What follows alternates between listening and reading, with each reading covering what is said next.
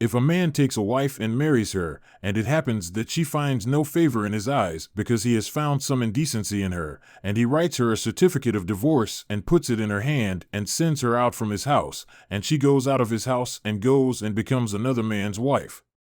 And if the latter husband turns against her and writes her a certificate of divorce and puts it in her hand and sends her out of his house, or if the latter husband dies who took her to be his wife, then her former husband who sent her away is not allowed to take her again to be his wife, since she has been defiled, for that is an abomination before Yahweh.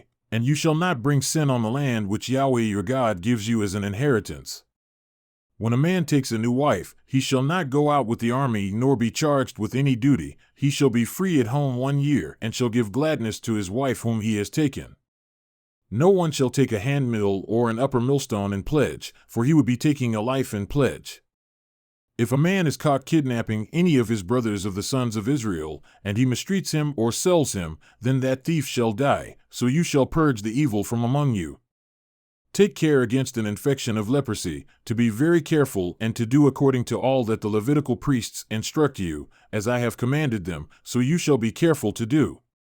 Remember what Yahweh your God did to Miriam on the way as you came out of Egypt. When you make your neighbor a loan of any sort, you shall not enter his house to take his deposit. You shall stand outside, and the man to whom you make the loan shall bring the deposit out to you. Now if he is an afflicted man, you shall not sleep with his deposit. When the sun goes down you shall surely return the deposit to him, that he may sleep in his cloak and bless you, and it will be righteousness for you before Yahweh your God. You shall not oppress a hired person who is afflicted and needy, whether he is one of your brothers or one of your sojourners who is in your land within your gates.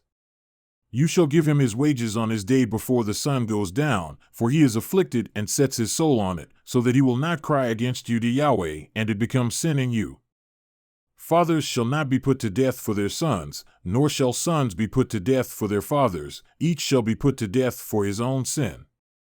You shall not pervert the justice due a sojourner or an orphan, nor take a widow's garment in pledge.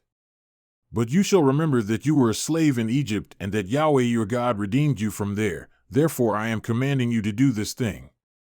When you reap your harvest in your field, and have forgotten a sheaf in the field, you shall not go back to get it. It shall be for the sojourner, for the orphan, and for the widow, in order that Yahweh your God may bless you in all the work of your hands.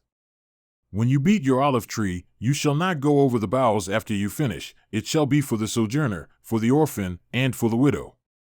When you gather the grapes of your vineyard, you shall not glean it after you finish. It shall be for the sojourner, for the orphan, and for the widow. And you shall remember that you were a slave in the land of Egypt. Therefore I am commanding you to do this thing.